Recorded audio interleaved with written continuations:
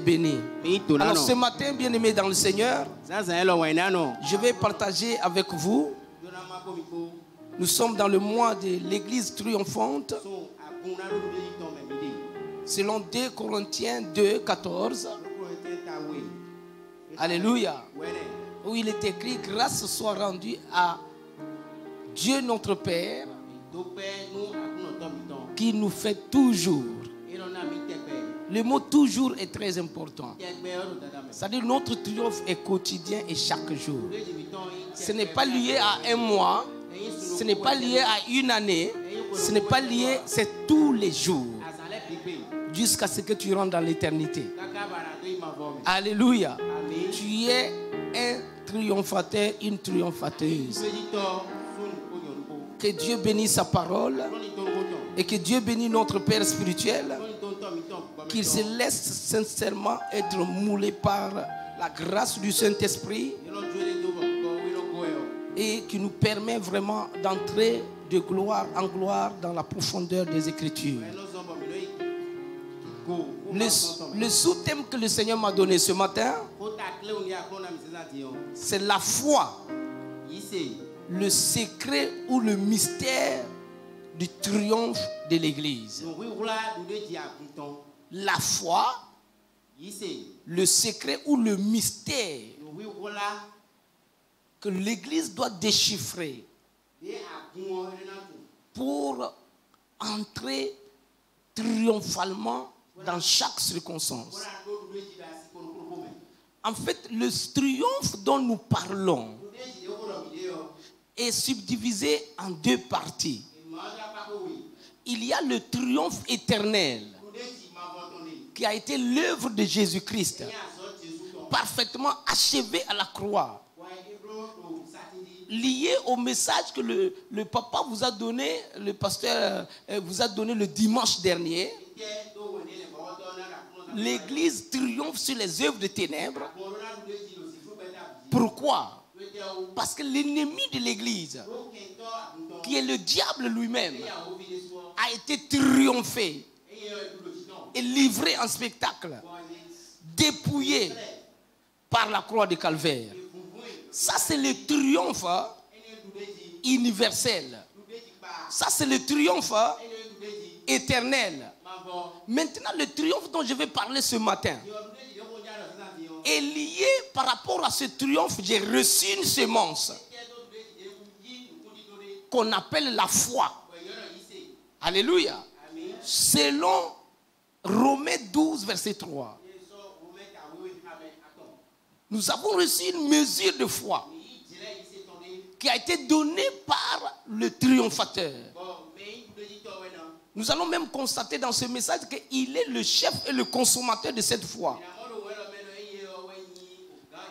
Alors, il est important pour nous de savoir que le triomphe éternel est différent de notre triomphe quotidien.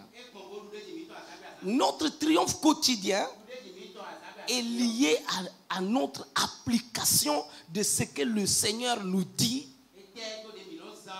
de ce que le Seigneur nous demande de faire, c'est-à-dire notre obéissance, notre façon d'adhérer à la parole de Dieu va engendrer maintenant des triomphes et des triomphes. Et c'est ce secret que je vais dévoiler ce matin avec la grâce de Dieu. Amen. Alors, je vais vous inviter à vous tenir debout. Excusez-moi parce que chez moi, la première lecture de la parole, tout le monde doit se tenir debout. Nous devons honorer la parole de Dieu, qui est notre centre d'intérêt. Ensemble, c'est ce qui nous réunit ici, c'est la parole de Dieu. Est-ce que vous êtes d'accord avec moi? Vous êtes d'accord avec moi? C'est bien la parole de Dieu qui nous réunit ici. C'est notre seul dénominateur commun. Et cette parole est Dieu. Et si le président Patrick Talon rentre ce matin, même si on ne te demande pas de te tenir debout, naturellement, tu te tiendras debout. Naturellement, même si on ne te dit pas. Mais je suis en train de te dire, lui-même, il est issu de la parole. Et sans la parole, il n'existera pas, son pouvoir n'existera pas. Donc, il faut honorer la parole de Dieu. Amen. Alors, nous lisons 1 Jean 5. 1 Jean 5, le verset 3 et 1 Jean 5, le verset 3 jusqu'au verset 5. Et nous allons aller lire Hébreux chapitre 12, le verset 1 et le verset 2. Et vous allez vous asseoir. Je lis la... Car l'amour de Dieu consiste à garder ses commandements. Amen. Et ces commandements ne sont pas pénibles. Amen. Parce que tout ce qui est né de Dieu triomphe du monde. Amen. Et la victoire qui triomphe du monde, c'est notre foi. Amen. Qui est celui qui a triomphé du monde? Qui est celui qui a triomphé du monde? Sinon, celui qui croit que Jésus est le Fils de Dieu. Sinon, écoutez très bien, la réponse, c'est-à-dire la question en même temps avec une réponse. Il dit, qui est celui qui triomphe du monde? Sinon, celui qui croit que Jésus de Nazareth est le Fils de Dieu. En fait, en réalité, ici, là, ce n'est pas simplement Jésus dont nous parlons là. C'est-à-dire, c'est Jésus, la parole faite chair. Celui qui croit que Jésus est la parole faite chair. C'est la vraie version. Dans la vraie version, j'ai une Bible, c'est comme ça que c'est écrit. Celui qui croit que Jésus est la parole faite chair, celui-là, il va triompher du monde. Alléluia. Ça, c'est très important.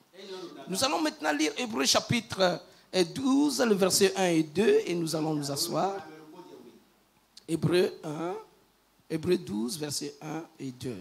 Hébreux 12, les versets 1 et 2. Amen. Nous donc aussi, puisque nous sommes environnés d'une si grande nuée de témoins, rejetons tout fardeau et le péché qui nous enveloppe si facilement. Amen. Et courons avec persévérance dans la carrière qui nous est ouverte. Amen. Ayant les regards sur Jésus. Ayant les regards sur la parole faite chair. Le chef et le consommateur de la foi. Cette parole faite chair est le chef qui suscite la foi en nous et qui la consomme.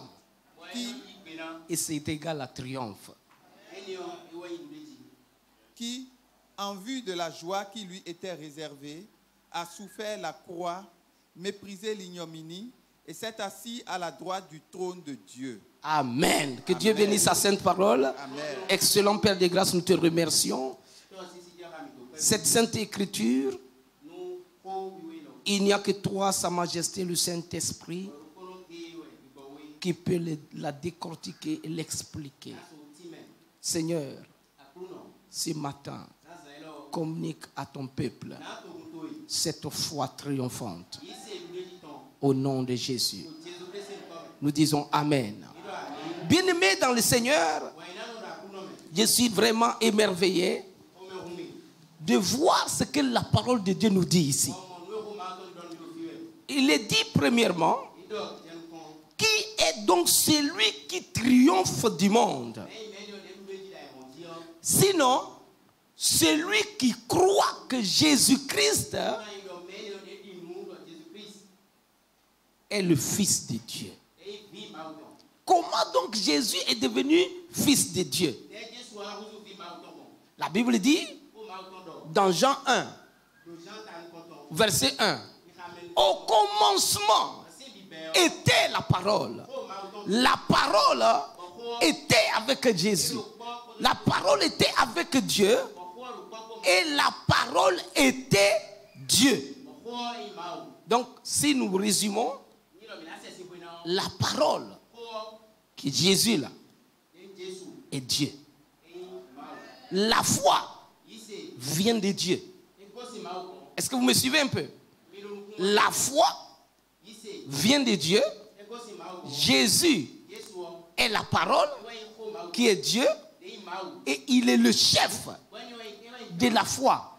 En résumant ces trois éléments, vous pouvez comprendre qu'on ne peut pas dissocier notre foi de la parole ou encore en particulier de Jésus lui-même. C'est pourquoi Jean l'apôtre, recevant la révélation, il a compris et il dit, l'église de Dieu, l'église de Jésus, si elle a la foi de Jésus, si elle a la foi de Jésus, elle triomphe du monde. Je ne parle pas du ciel. Je dis le ciel, Jésus a déjà triomphé. Ça, c'est un triomphe éternel. Mais l'église que Jésus a sauvée est sur la terre. Mais cette église n'est pas de la terre. Cette église est céleste. Mais pour opérer sur la terre, selon les principes régis par le ciel, il faut que vous opérez dans la foi au Fils de Dieu. Et c'est dans ce moment que vous triomphez du monde. Lui, il a triomphé du monde par la foi. Jésus n'a pas triomphé du monde en tant que Dieu. Non. Il était Dieu fait chair. Mais il n'a pas triomphé du monde en tant que Dieu. Il a triomphé du monde en tant qu'homme rempli du Saint-Esprit et de la parole. Il a opéré dans le ministère. C'est pourquoi la Bible nous dit dans Luc 4, le verset 1er, il dit Jésus le Fils, rempli de l'Esprit, il est conduit au désert. Alléluia. Le verset 14 nous dit Jésus maintenant revêtu de la puissance, il quitte le désert. Et pour la première fois, ce n'est pas les scribes, les pharisiens qui enseignaient les Écritures, qui reconnaissent Jésus comme étant le Fils de Dieu. Premièrement, ceux qui ont reconnu premièrement Jésus comme étant le Fils de Dieu, ce sont des esprits. Ce sont des esprits qui ont commencé à crier. Quand Jésus vient, il rentre dans le temple. Et on veut lire les Écritures. Tout le monde se tient debout comme on s'est tenu debout là. Il dit, donnez-moi le livre d'Ésaïe. On l'envoie le rouleau d'Ésaïe. Il le parcourt jusqu'au verset chapitre 61. Et il déclare, l'Esprit du Seigneur est sur moi. Car il m'a oint pour proclamer la bonne nouvelle. Alléluia. Pendant qu'il est en train de le déclarer, il y a un démon qui commence à crier à l'intérieur de quelqu'un. Jésus, Fils de Dieu, tu es le Saint de Dieu. Tu es venu pour nous troubler. Tu es venu pour nous déranger avant le temps.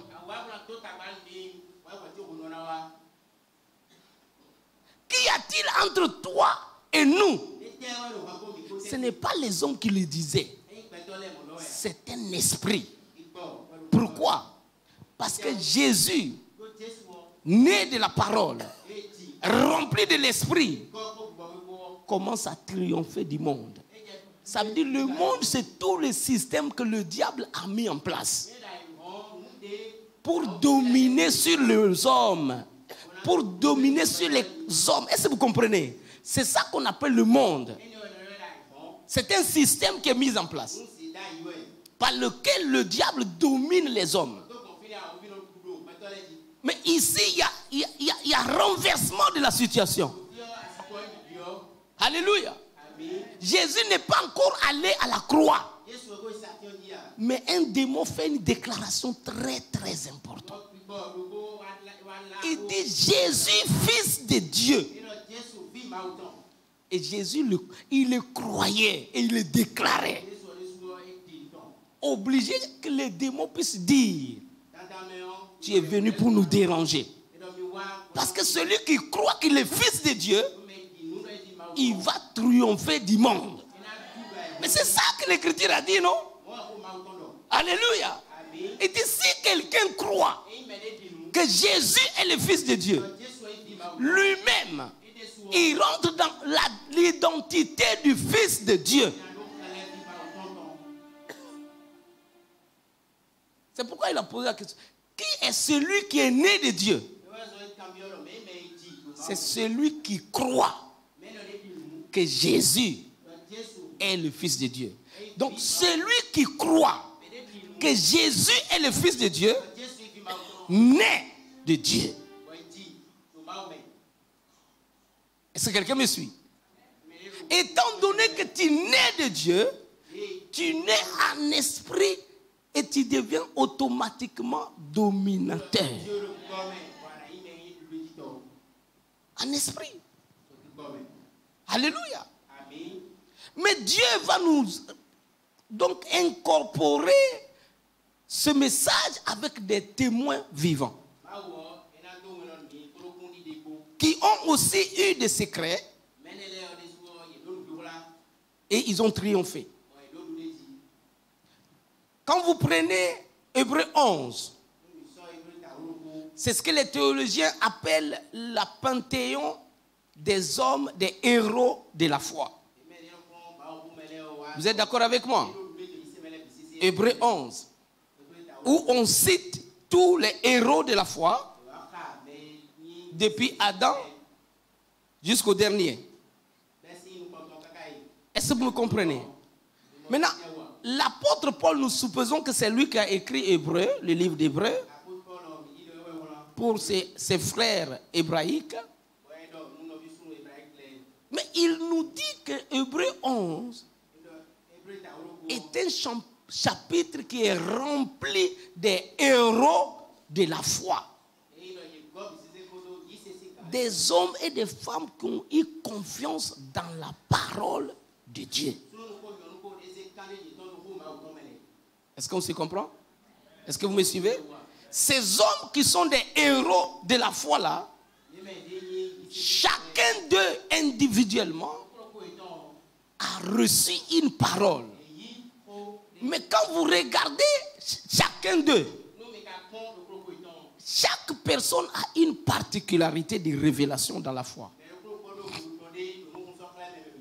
Est-ce que vous me suivez? Quand on parle d'Abel,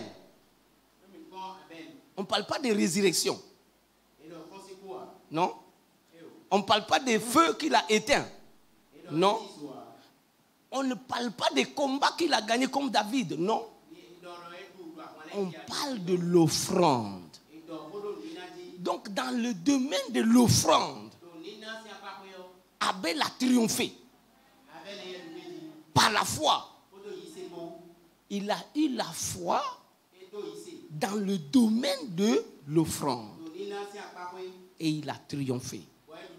Et en matière d'offrande, c'est-à-dire donner à Dieu le modèle de triomphe, c'est Abel. C'est très important. Maintenant, on parle de la marche, l'endurance avec Dieu, la marche triomphante avec Dieu. Là, ce n'est pas Abel. C'est un autre témoin que nous voyons. On voit Enoch. On dit 65 ans après sa naissance, il marcha avec Dieu 300 ans. Au moment où personne ne pouvait encore marcher ouvertement comme ça avec Dieu. C'était un temps de confusion où le péché était déjà rentré dans le monde. Le dominateur est déjà rentré dans le monde. Maintenant, on se pose la question. D'où vient le secret de Enoch pour marcher 300 ans avec Dieu? Et la Bible termine en disant, puis il n'est plus, parce que Dieu l'a fait. Il est le premier témoin de notre enlèvement. Il y a eu 3 témoins bibliques de l'enlèvement de l'église triomphante. Par rapport à l'église triomphante, qui sera aussi un jour enlevée pour rejoindre l'époux. Il y a eu 3 témoins. Le premier, c'est Enoch. Le deuxième, c'est Élie. Le troisième, c'est Jésus lui-même. Alléluia. Alléluia. Par rapport à l'enlèvement, ils ont triomphé. Et nous aussi, dans ces domaines-là, nous avons besoin de ces 3 témoins pour focaliser notre foi. Et tout ce que tu fais, sache qu'un jour, je serai aussi enlevé. Et il y a 2 secrets. La parole, le Saint-Esprit. Nous allons le voir dans l'application. Parce que je vais faire une application. Dans le domaine du salut, crois au Seigneur Jésus. Tu seras sauvé, toi et ta famille. Il y a encore un autre témoin qui s'appelle Noé. Est-ce que vous comprenez? La Bible dit divinement averti. Donc Noé a été averti. Il a cru à l'avertissement. Il a placé sa foi dans ce que Dieu lui a dit. Et il a fini par triompher en sauvant lui-même, sa femme et sa famille. Est-ce que quelqu'un me comprend? Alléluia. Donc pour ne citer que ces 3, ça fait déjà le pluriel. Je vais m'arrêter à ces 3 témoins, mais la liste est longue. Mais on va s'arrêter à ces 3 témoins. C'est comme ça que la Bible nous dit ceci. Dans Hébreux 12. Puisque vous êtes environnés, entourés de plusieurs témoins de triomphe.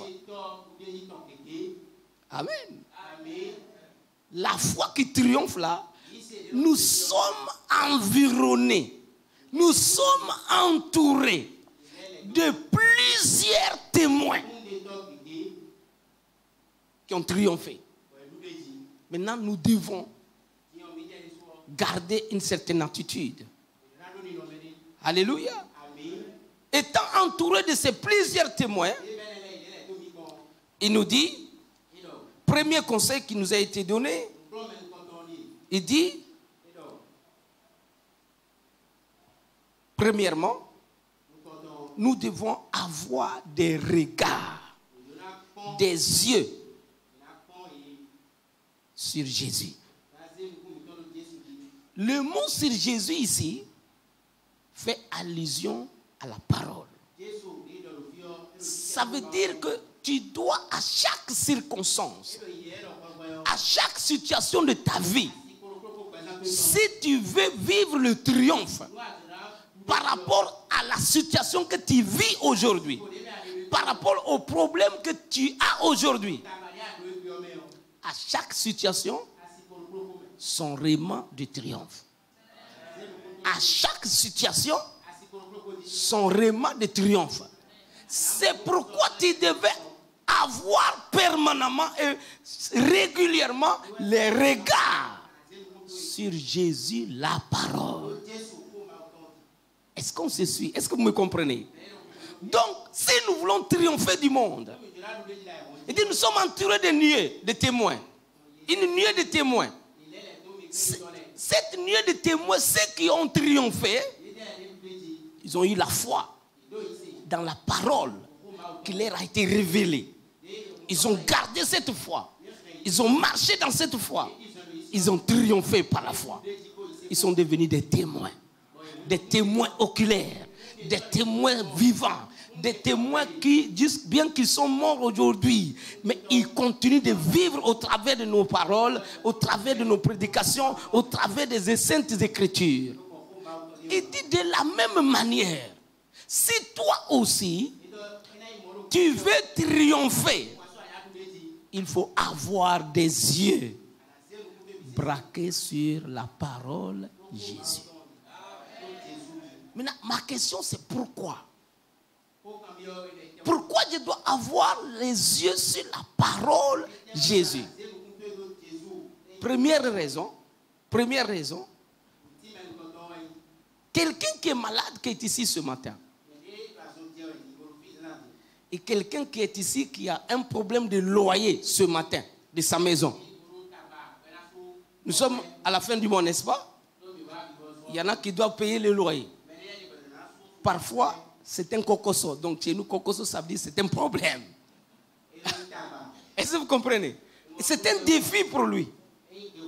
Amen. Merci beaucoup. C'est un défi pour lui. Celui qui est malade et celui qui a le problème de loyer, en toute sincérité, est-ce qu'ils ont besoin de la même parole? Non. Voilà là où nous échouons. Dans les triomphes quotidiens. Parce que celui qui est malade, il n'a pas besoin de la parole qu'il faut donner à celui qui a un problème de loyer. Ils n'ont pas les mêmes problèmes. Ils ne peuvent pas triompher de la même manière. Chacun des deux doit avoir son réman. Est-ce que vous me suivez?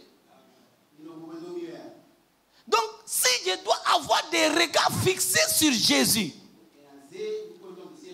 le chef, ou encore dans d'autres versions, la parole vivante dit, celui qui suscite la foi en nous.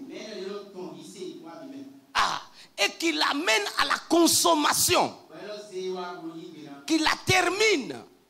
Et c'est la foi terminée qui fait synonyme du triomphe. Par rapport à notre quotidien, par rapport à notre vécu de chaque jour. Alors, moi j'ai un problème de maladie. Quelle est la parole qu'il me faut pour triompher? Si j'ai les yeux fixés sur Jésus, quelle est la parole appropriée que je dois localiser et qui doit m'amener au triomphe sur ma maladie? C'est la question qui se pose. C'est ça l'application. Nous allons faire l'application, vous allez voir. Amen. Est-ce que vous êtes avec moi? Alléluia. Par rapport à la guérison, il y a plusieurs passages bibliques qui parlent de la guérison. Mais je vais prendre un seul passage. Et vous, avec le Saint-Esprit, dans votre méditation personnelle, vous pouvez trouver plusieurs autres passages. Moi, je suis dans un enseignement. Je vais te donner juste un exemple. J'ai un problème de maladie. J'ai peut-être un problème des arthroses. Je dois être guéri des arthroses. Et je commence à chercher la face de Dieu. Je vais fixer les regards sur Jésus. La parole révélée de Jésus. Est-ce que vous comprenez? Donc, pour ma situation des arthroses, je tombe sur un passage biblique qu'on appelle Psaume 107, le verset 20. Qu'est-ce qui est écrit là? Psaume 107, le verset 20. Psaume 107, le verset 20. Le verset 20. Il envoya sa parole. Il envoya sa parole. Et les guérit. Et sa parole les guérit. Sa parole les guérit. Maintenant, est-ce que le problème de monsieur qui a problème de loyer, est-ce qu'il a besoin de cette parole?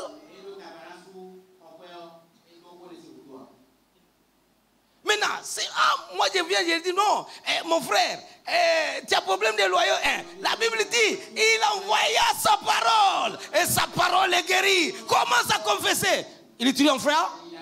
Est-ce que la personne va triompher? Ils n'ont pas le même problème. Est-ce que vous me comprenez?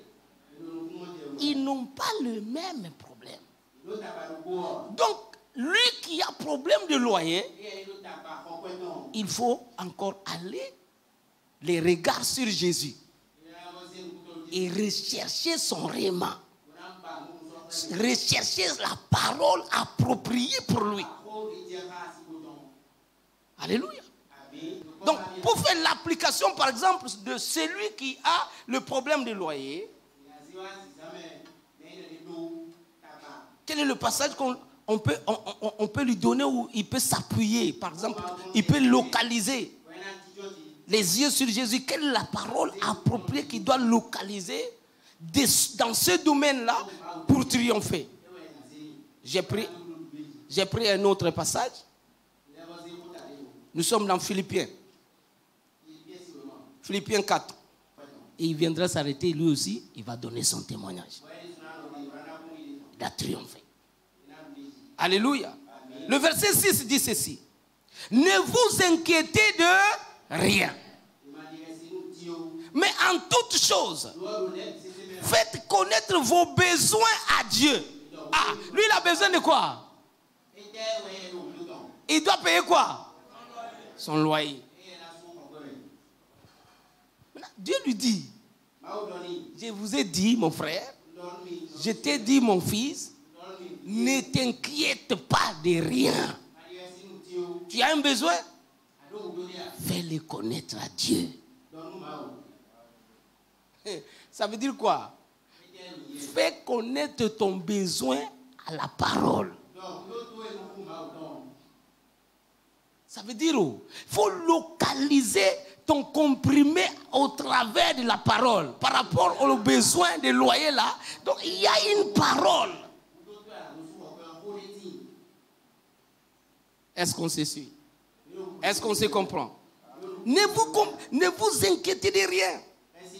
Faites connaître vos besoins à Dieu par des prières et des supplications avec des actions de grâce. Et la paix de Dieu, qui surpasse toute intelligence, gardera vos cœurs et vos pensées en Jésus-Christ. Regardons maintenant le verset 18. Le verset 18.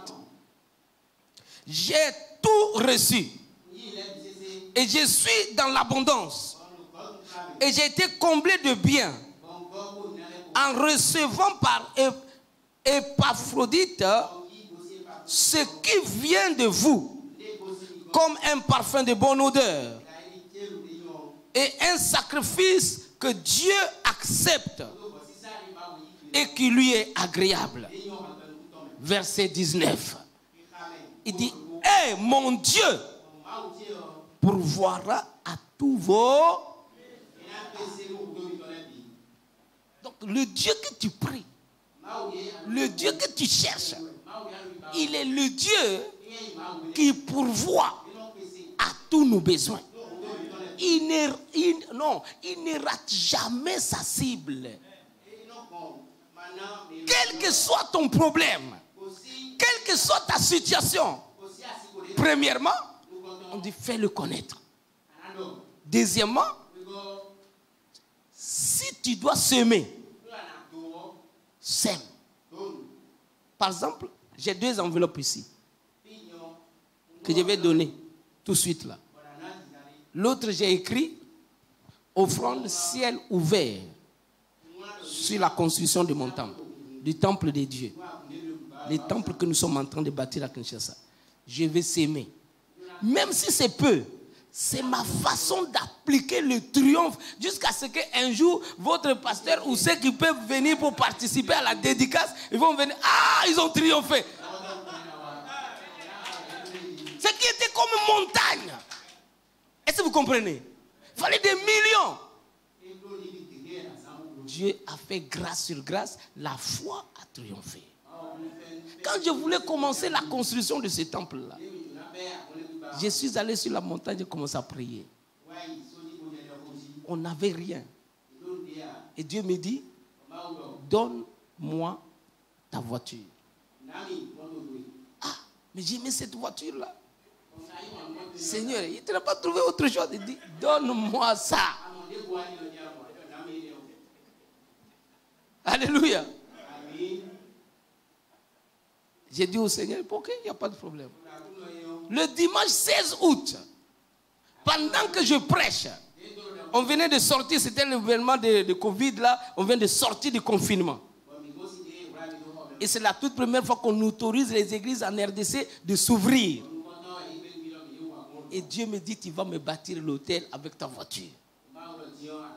Donne-moi cette voiture pour le chantier qui va commencer. J'ai pris les clés de la voiture. Je suis venu, j'ai appelé l'ancien de l'église. J'ai dit, à partir d'aujourd'hui, cette voiture, c'est pour vous. Faites ce que vous voulez. Dieu m'a dit de donner pour la construction.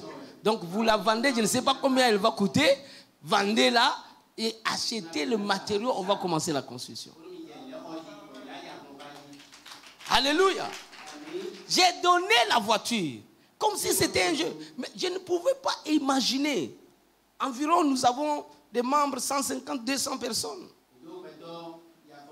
Ces jours-là, il y a $2000. Dès que j'ai donné la clé de la voiture, je ne pouvais pas imaginer une seule seconde que $2000 va sortir de ces peuples-là. Je ne pouvais pas imaginer.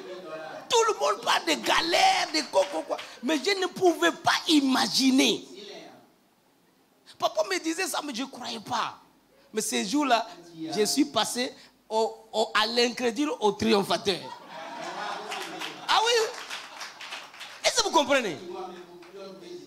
Il dit, moi je vous ai acheté la parcelle.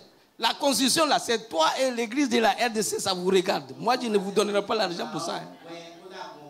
Le vieux, lui, il est clair. Quand il a parlé, c'est fini.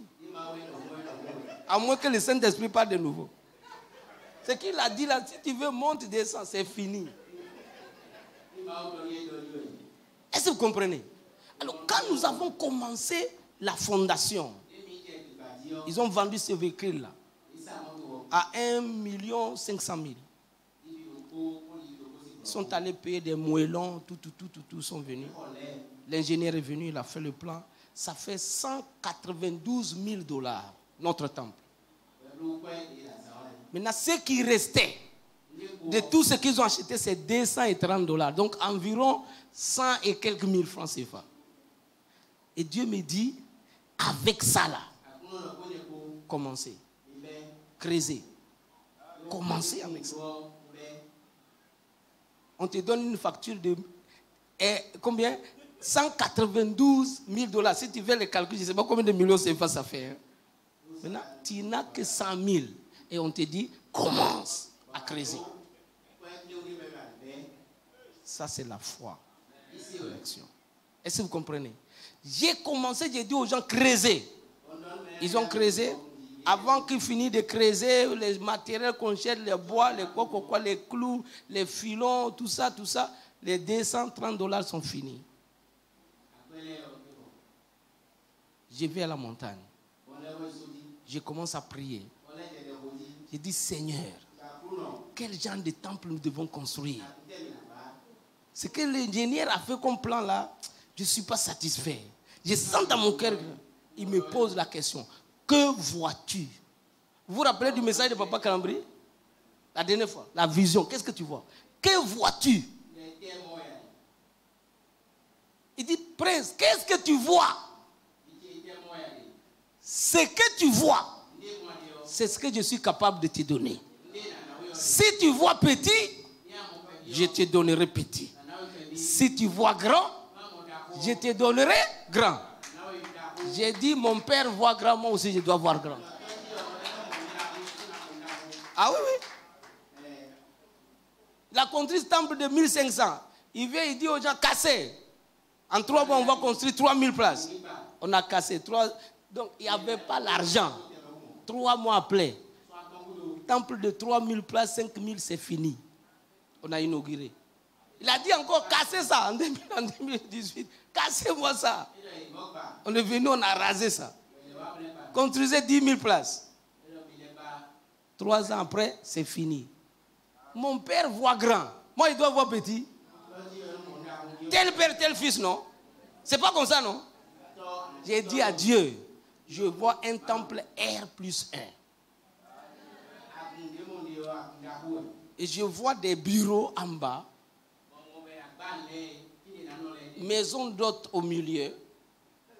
Une école biblique et en même temps école de l'écodime dimanche en haut.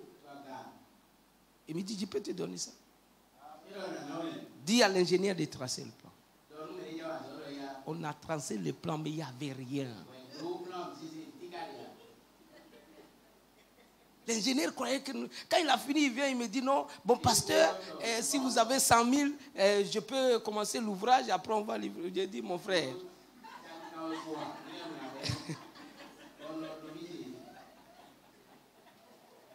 Je n'ai même pas 100 000.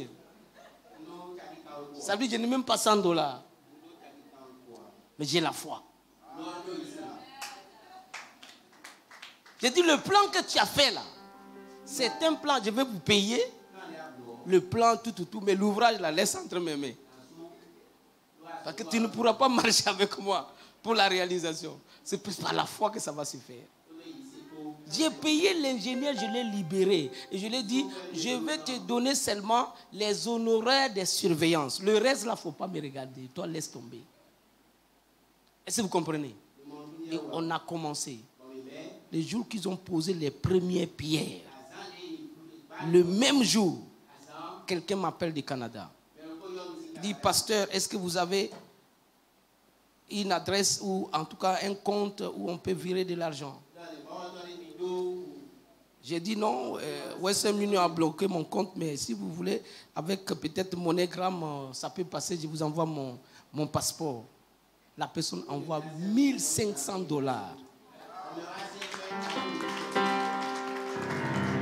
Ce n'est pas fini. Le même jour, avant la fin du soir, il y a une autre personne qui envoie encore $1 500.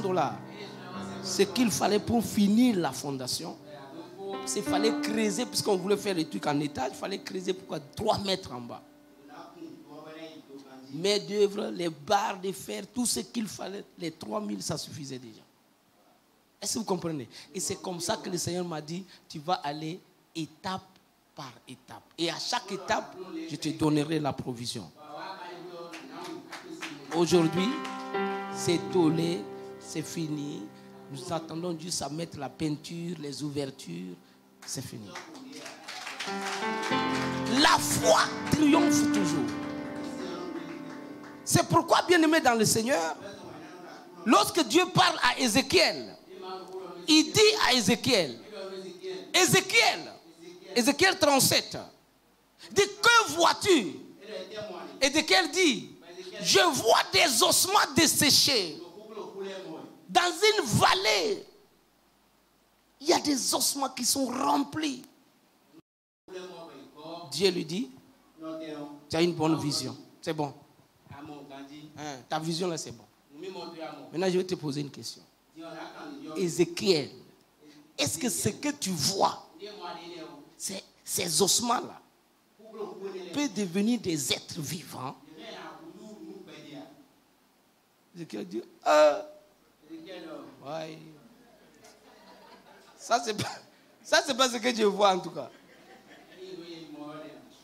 Devenir des êtres vivants là. Ça, c'est toi qui dois donner la réponse. C'est pas moi. C'est ça. Dans chaque circonstance, il faut savoir quelle est ta part, quelle est la part de Dieu. Ézéchiel répond à Dieu.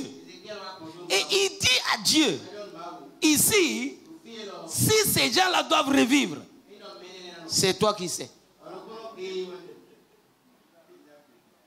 Il n'y a que toi qui sais s'ils peuvent vivre ou non. Et Dieu lui dit, tu as donné une bonne réponse. Maintenant, c'est vrai. Ce que tu as vu là, avec ce que moi je vois, c'est différent. Maintenant, si tu veux rentrer dans ce que moi je vois, il n'y a qu'une seule condition.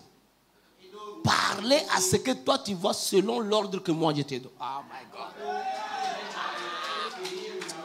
Alléluia. My God. Il dit parle maintenant. Pas ce que tu es en train de voir, mais selon l'ordre que moi je t'ai donné. Tu vas parler aux ossements. Parle. Est-ce que quelqu'un comprend ce que j'ai dit? Ézéchiel va commencer, il dit dans le verset 7 de Ézéchiel 37, il dit, j'ai prophétisé selon l'ordre que j'ai reçu de l'Éternel. Alléluia. Mais dans ces jeux d'Ézéchiel avec Dieu, Dieu lui a donné 2 secrets. Et l'église triomphante a 2 secrets. Sinon 3. Est-ce que vous comprenez? La bonne vision, qui n'est pas la vision réalité, mais la vision céleste. Ce n'est pas la réalité que tu vois, mais voir comme Dieu voit. Et ces gens des yeux-là, c'est ce qu'on appelle les yeux de la foi. La voyance de 6e sens. C'est-à-dire ce que ton esprit voit doit être en accord avec ce que Dieu dit et voit. Alléluia. Ézéchiel prophétise. Il parle. Écoutez, quand on parle de la vallée, ça peut être tout Cotonou, par exemple. La vallée dans laquelle Ézéchiel était, ça peut être tout Cotonou, par exemple. C'est un exemple que je vous donne, hein? Mais c'est une réalité. Maintenant, le problème qui était ici, que tu dois comprendre, c'est que ce que Ézéchiel voyait là, c'était des individus. Mais attention, des individus morcelés, c'est-à-dire si la tête, ici le quartier, ici on appelle comment? Hein? C'est Kakondi. Donc, si la tête de Joël est à Kakondi, le pied est à Calavi. Est-ce que vous comprenez un peu? C'est ce qui était dans la vallée. C'est ce que Ézéchiel voyait. Si la tête est à Kakondi, le bras est à Porto Nouveau. Est-ce que vous comprenez un peu? Maintenant, quand Dieu dit à Ézéchiel, prophétise, alléluia, parle aux ossements. Quand Ézéchiel a ouvert la bouche, quand Ézéchiel a commencé à parler, la main qui a Porto Nouveau a commencé à chercher la tête qui est à Sikakondi. Oh my God, oh my God. Quand Dieu te donne une parole, dans la parole qu'il t'a donnée, il y a toute la puissance, tout l'arsenal de guerre de Dieu. Oh Mandarabaché, alléluia. Quand Dieu te parle, en fait, ne réfléchis plus, ne raisonne plus avec la parole. Commence à la déclarer telle qu'il t'a dit. Commence à la proclamer telle qu'il t'a donné. Et tu verras cette parole. Elle va mettre les choses en mouvement. Ézéchiel prophétise. Ézéchiel prophétise. Les pieds sont rassemblés. La main est venue. La couronne vertébrale n'a plus place. Les nerfs sont venus. La chair est venue. Mais c'était encore des morts. Est-ce que vous comprenez? Donc la parole a reconstitué tout. Mais c'était encore des hommes inanimés. Et au verset 10, Dieu lui dit, ce n'est pas fini, il y a un deuxième secret que tu dois savoir. Parle à l'esprit. Ce qui manque à ce que tu vois, c'est l'esprit. C'est le secret du triomphe de toute l'église. La parole et le Saint-Esprit. Si tu connais le secret de la parole, si tu as localisé le réman de ta situation, dis au Saint-Esprit, voici l'épée. Ah oui. La Bible dit que l'épée de l'esprit, c'est quoi? La parole de Dieu. Donc, dis au Saint-Esprit, voici l'épée. Parle. Parle. Parle. Quand tu as fini de parler, lui saisit l'épée. Il dit, dis à l'esprit de 4 vents de souffler maintenant. Et l'esprit a commencé à souffler. Le verset 10 d'Ézéchiel 37. La parole de Dieu nous dit, c'était une armée puissante. Moi j'enlève le mot puissante. C'était une armée triomphateur. Alléluia. Une armée qui est née de la parole et de l'esprit. Non, ce n'est pas une armée de faibles. Non, non, non, non, non. Ce n'est pas une armée de fainéants. Non, c'est une armée remplie de sagesse et de connaissances. Une armée remplie des initiatives. Une armée remplie d'inventions. Une armée scientifique. Une armée puissante en sagesse et en œuvre. Une armée puissante en parole et en action. Alléluia. Et c'est ce que je vois dans cette église. Une armée puissante en action. Une armée puissante en parole. Une armée puissante en action, bien-aimé. Une armée puissante en œuvre. C'est ce que je vois. Ce matin, que vois-tu? Ce matin, qu'est-ce que tu as reçu comme réma par rapport à ta situation? Tu as une situation, tu as un problème, tu as une situation. Mais pendant que je suis en train de parler, le Saint-Esprit est en train de te donner des paroles. Oui, moi, je n'ai pas besoin de te dire c'est pour toi. Tu sais que c'est pour toi cette parole. Déclare cette parole. Proclame cette parole. Même si tu ne vois rien. Non, non, non. Écoute-moi. La Bible dit dans Marc 11. Regarde avec moi. Marc 11. Le verset 23 et 24. Marc 11. C'est la foi triomphe du monde. La victoire qui triomphe du monde, c'est notre foi. Marc 11. Marc 11. Oui. Les versets 23 et 24. Oui. Je vous le dis en vérité. Je vous le dis en vérité. Si quelqu'un dit à cette montagne. Si quelqu'un dit à cette montagne. Ôte-toi de là et jette-toi dans la mer. Ôte-toi de là. Et fais quoi? Jette-toi dans la mer. Jette-toi dans la mer. Et s'il ne doute point en son cœur. S'il ne doute point, voici l'ennemi de la foi triomphante. Mais croit que ce qu'il dit arrive. Mais il croit que ce qu'il dit là arrive. Il le verra. Tu ne vois pas la réalité. Mais ce que tu dis là, c'est ce que ton esprit voit. C'est ce que ton esprit désire. Et dit, tu le verras s'accomplir. Ah, je vois ton mariage s'accomplir. J'ai dit, je vois le travail que tu as perdu là, tu vas le retrouver. Non, je te parle, toi, le travail que tu as perdu, j'ai dit, tu vas retrouver du travail. Écoute-moi, tu viens de perdre du travail. On dit, ton contrat est fini. Je parle à quelqu'un maintenant. Ton contrat est fini. On te l'a annoncé. Mais je t'annonce une parole. Dieu dit, lorsqu'une porte se ferme, une autre s'ouvre. Oh Père Céleste, merci pour cette porte que tu as ouverte pour mon frère. Merci pour cette porte que tu as ouverte pour ma soeur. Avant 31 décembre, voici ton témoignage.